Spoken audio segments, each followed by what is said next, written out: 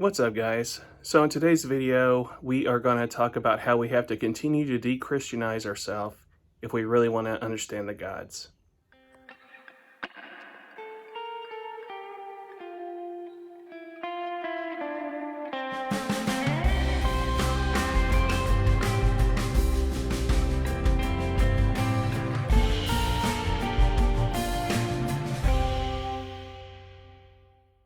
What is up, guys? So welcome to a change in location. So I decided to redo the video because I went back and watched over the original video I intended to post as this topic, and I was like, wow, it came across a little too harsh. And so what I decided to do is do something I rarely do, and that is to get my thoughts down on paper. So I have something to say if I'm actually gonna want to center myself and write it down instead of the turn the camera on and go style I usually do. So we're gonna do a take two of this topic because it is a serious topic that I think is important to understand, at least how I view the gods, based not just on my personal thoughts and feelings, but on what other philosophers and other people in the Hellenic path believe. So it all starts with listening to teachings and lectures that take place in Greece in modern times. If you go to YouTube and you're able to find videos of people who practice Hellenism or they are Hellenic polytheists, you will listen to them give lectures on the gods. And something that you'll never hear them refer to as the gods as physical, literal, in body form beings. And so that is why this video is entitled, "We Have to De-Christianize Ourselves to Better Understand the Gods." And so if you hear knocking on this door, it is one of two options. It's either my cat, Zelda the Destroyer, who those that have been following me a while know is the one that has broken a few of my statues, or it could be my daughter. So if things are distracting, blame the kids. So, like I said, whenever you watch translated videos of teachings on Hellenic polytheism and the gods in Greece, they never refer to the gods in modern day as having ever walked, and that the myths are gospels. So they never speak as if it is historical of the time of when Olympians were at war with the Titans, when the Olympians fought the giants. Rather, they teach, again, modern people and philosophers. And I say modern people, but if you go back to my favorite that I'll mention again, Sallustius, you go to Platon, Sallustius, and the philosophers such as Plato, they teach that the myths are all allegorical more than literal history. And that's important to help understand the gods, and it explains some things that some people may ask you, why do you worship these gods that did this? But we'll go into that as we continue. So like I said, that whenever you hear speakers from Greece, whether they be from the past or modern, they always say the myths teach a story rather than explain history. And it's to teach a lesson rather than to be taken literal. So I mentioned already how the giants, there's a story in mythology how the Olympians fought the giants. And philosophers and historians have broken down the story of the giants versus the Olympians to not literally mean Zeus and Ares and all them getting their weapons and fighting Cyclops or giants in general. But the giants were meant to represent monotheistic ideas and spiritual paths and religions of that day. And the Olympians representing the Hellenic Greek religion of the time. And the Olympians triumphing over giants was supposed to be telling a story about how their Hellenic faith won the battle when monotheism in the past tried to take over, or in not just monotheism, any other kind of outside religion try to come in and take over. the Olympians or the Greek religion or Greece won the battle. And I can use this as an example as well, that my grandparents would teach these kind of stories too. They weren't polytheists or anything, but what they would do is that they had real trouble with someone who owned land next to them. And they really were not getting along with the people who owned the land next to them. So I remember my grandmother, when I would ask for a story for bedtime, she would make up a fairy tale, and in the story she would give a fairy tale version of an evil witch lived next to these people and how they battled the witch. That's allegory. It was a story based on something happening, but there wasn't literally a Hansel and Gretel witch that was trying to lure children into the gingerbread house or what have you. For my grandmother, the witch story that she was trying to tell was allegory, or just a story to symbolize something that was happening in reality. Another example would be how the famous ones that everyone knows. If you don't know about the Olympians fighting the giants, you know the story of the Olympians versus the Titans. Had a buzz, zombies were getting through the door, aka the kids.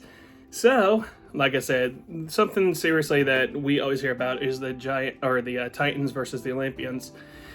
And if we look at that story in story form instead of historical fact, we can see possibly what it could be telling is how the old view of the gods was making way for the new. I always see on Facebook and stuff people saying, how come they were temples that Greeks worshipped the Titans when the Titans were the enemies of the Olympians? Wouldn't Zeus be upset? And the reason being, again, that these stories were not historical fact, and they never really literally happened. And that's how come you could have temples to Kronos and in Titan A, B, and C, and not far from the temple of Zeus, and there was no cursing or damning or anything, because it was temples to the older gods versus to the newer gods. Just like how there's stories of Dionysus, how in the Bacchae, how he was a threat because he was a new god in that story. So we have the old giving way to the new, and that's a way we can look at the Olympian story versus the Titans, and it makes sense of why, again, you can have Titan temples or Titan worship and Olympian worship, and they go together. Another thing to point out that is important is to think of as well is, well, if the gods came down on earth and were in physical bodies, we heard about that thousands of years ago, but we don't hear about it in any of the historical recorded times of gods walking and performing miracles and so forth, and punishing the unbeliever or the unfaithful like in myth. And it's because the gods were, again, never in human form, that these were stories. So with that said, that Dionysus, and there is a point to all this at the end. I'm going to wrap it all up, by the way, about what does this have to do with de-Christianizing. There is a point to this.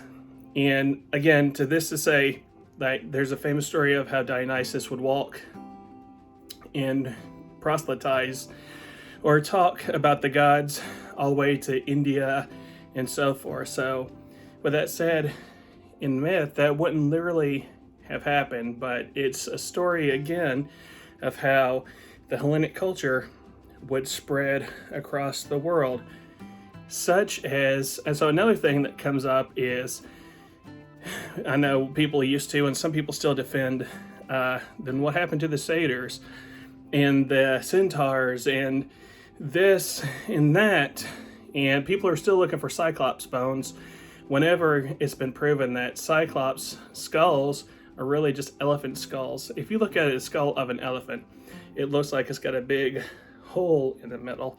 So that could have been the basis for skulls of Cyclops.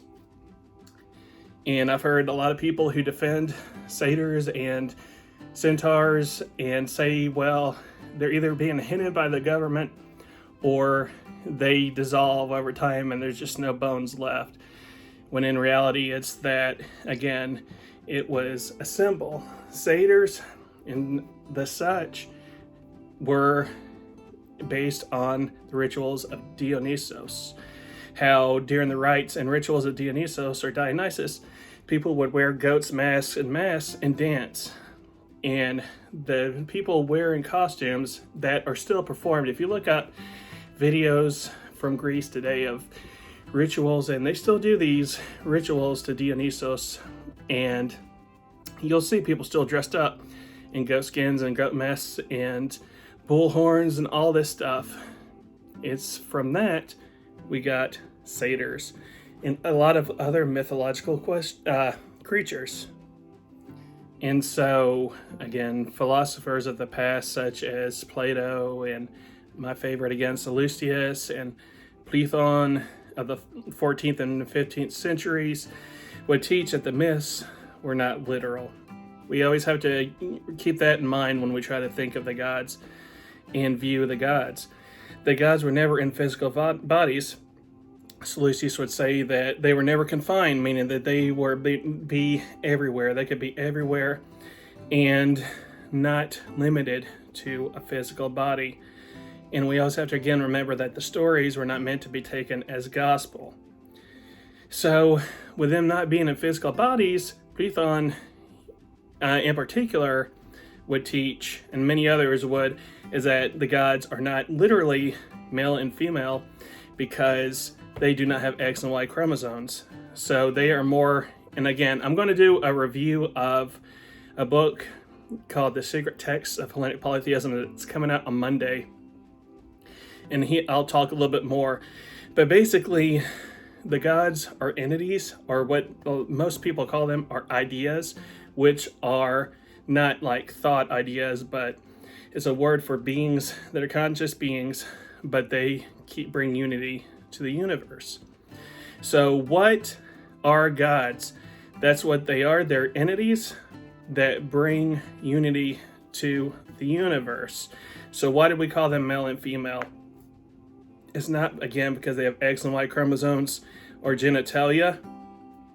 As Platon teaches, it's because the more forceful energies, entities, ideas have a more masculine.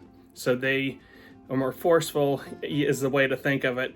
They are male, and the more passive energies are female. And again, that is a whole other subject in itself that I get into more in the book review.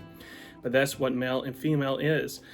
And again, and we've related to that to these gods who don't have physical bodies. But we relate on a human level, psychologically, we can relate to seeing a human form. So we give a human form to these gods and goddesses, the passive and aggressive, quote unquote, energies, the male and females, and put human form to them. And that way we connect to them. And by connecting to them in a way, we're able to speak to them and commune with the gods. But again, that is another subject that we can get into on the book review that I do talk about a little more. So with that said, is that the culture that teaches, so how do we get there? Okay, so the next is how do we get to where we believe the myths of the gods being in physical bodies and the myths possibly being real. And it all comes down to what I was trying to, the whole point of the video is our background of being taught for the plainer text that, for example, Jesus was born in a manger, walked the earth, and performed miracles in the Gospels of the Bible. For many people, are literal, true history of what actually happened. And when we're taught that, we move into other spiritual paths and we hear stories of the Dionysus, for example, or Apollo, doing acts and things happening. And we can see that happening because of our exposure to what we've been taught before we found this. So another problem with this is that it's two different views on what we call religion today. It's a different train of thought. The Greeks, as we have heard, had no word for religion in the ancient days. It was just another part of life. I forget who said it. I don't want to say it was this person when it was this person, but someone said it was a way of life, and every family had a small shrine and statues to the gods. And it was not a religion. Worshiping the gods and thanking the gods was not church on Sundays. It was just another way and another part of life. And the stories, again, from these two different religions, quote unquote, you had your Christian religion or monotheistic religion over here, and you had your Hellenic Greek religion over here. Over here, they, again, used like the flood of Noah, and all of this became, quote unquote, what we know now, what they say is gospel truth. Over here, in where religion was not a word, they used stories to entertain, not preach gospels of the word of Apollo. They would use stories to teach lessons, to impart, and it was up to the listener to get life lessons from the stories they would hear. And so we get to modern day, and here us in the West, the ones who do not speak Greek or have the chance to study or listen to lectures from fellow Hellenists, Hellenic polytheists over in Greece, the source of, in the general area of what our beliefs came from, the ones who made it popular, to say the least, we don't hear it from not in a bad way, we don't hear it from their own mouths. So we grow up and hear the myths, and we build a spirituality based on what we came from again. So a lot of us are raised in the church, and the preachers tell that these stories are the truth, and we assume when we come into Hellenic polytheism that the stories of the gods could be true as well. Again, that I've seen a lot of people make up excuses and reasons of why certain things are and why they are not. And then they have to defend when people ask you, why do you worship Zeus? He raped this and killed that. How could you worship such an quote-unquote evil god? When we have to, again, really put it into perspective of what the stories were really meant to be. So we get that a lot and feel the need to apologize and make up excuses. But if only, again, we looked deeper and looked at the stories with a different mind, that it's not history, but it is entertainment, for lack of a better term, to impart wisdom and for us to think and how to apply that to our lives. We would understand the moral, we would try to understand what the moral is trying to teach, because the gods very much are real. Even if they're not in physical bodies, they are real. And the perception we have of who and what they are tends to be obscured by the teachings that are indoctrinated from other religions. And if not that, by assuming that all the ancient world believed the myths to be true. So, to sum it all up, is that the truth is that the gods are real, and we have to think of them outside of how our original thinking wants to go. That we got to start knowing that they are not human, so they have never been in human form. They are sentient beings with ideas that hold the universe again in unity, and not literally male or female, but rather male, meaning that forceful energy, female being more passive. So when we start over, so we need to all say that we need to wipe the slate clean when it comes to spiritual thinking, that we can never have heard any other spiritual teachings in our life. And we're starting fresh and looking at the gods from another view and researching how others who are in the spirituality have seen the gods. Now, I also believe to the point that the gods, again, being energies, can take the form of something that we can relate to in our minds when they want to say something to us or impart something or teach us something. Then they can take a human form in our thoughts, in our dreams, but just not physically in body, because that kind of limits their power and who they are. So the good news, though, is to say that if we have a clean slate and we know now that they are not angry, vengeful beings that are jealous of mortals or each other, but they are ultimately the good. That's the moral of the story. Whew, it's hot in here. So I hope you guys enjoyed this video and it gave you something to think about. Again, that the gods are good.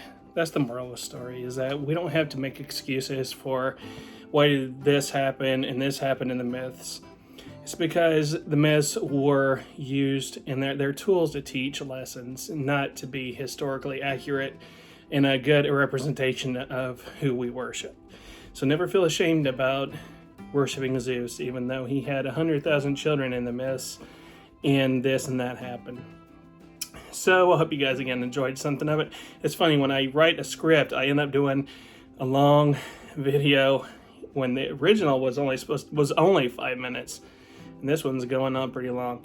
So what I want to do is sign out and say goodbye. I'm going to start using this in more videos. You guys like this blessing. So it's a blessing I got from a book I'm going to review again on Monday.